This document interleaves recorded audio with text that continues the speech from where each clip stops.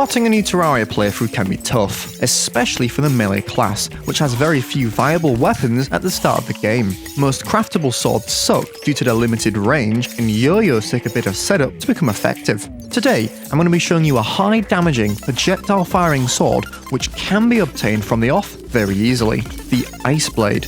Weirdly, this is one of my most requested weapons to review ever, yet I have no idea. As the Ice Blade is a chest loot weapon, it does however rely on a bit of RNG to find, so without further ado, I'm going to show you the best way I've found to obtain it.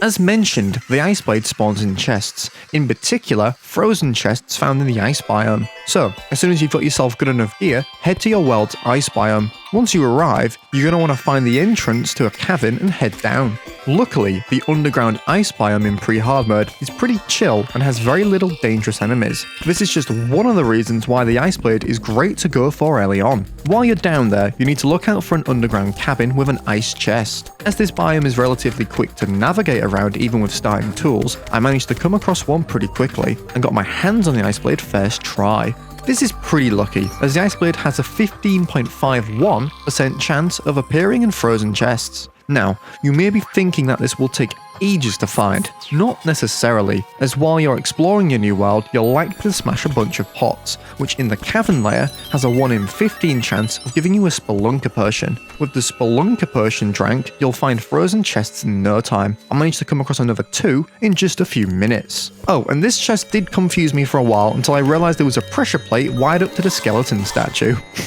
Either way, I got my hands on another Ice Blade very quickly. But what if you get unlucky and can't find one underground? Well, you could always fish. The Ice Blade actually has a 16.67% chance of being rewarded out of frozen crates fished up in the snow biome. So, there's always this passive option of obtaining a pretty sweet weapon without having to go underground. Anyway, however you got your hands on it, let's see what all the fuss is about.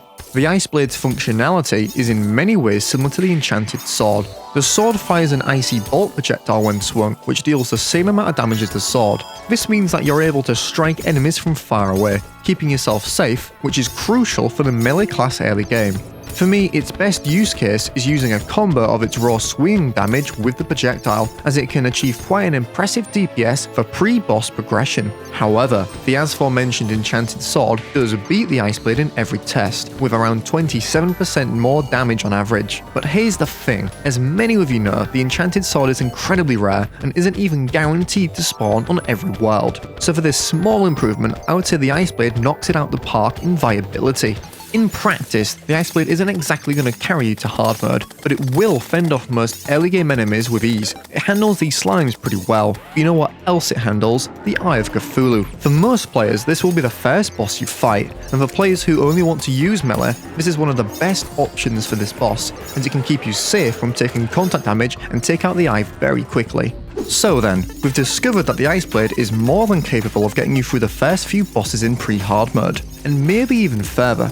Considering this can be obtained in the first hour of playing, its perks are really impressive. Having a long-range projectile that doesn't consume ammunition, deals consistently high damage, is easy to get, and also provides a nice amount of light when underground. I'd say for the average player who wants to deal melee damage only, this is by far your best option. What do you think? Do you usually aim for the Ice Blade after starting a playthrough? If not, you should really give it a go. Thanks for watching. For more Terraria content like this, drop a like and subscribe, and I'll see you in the next one.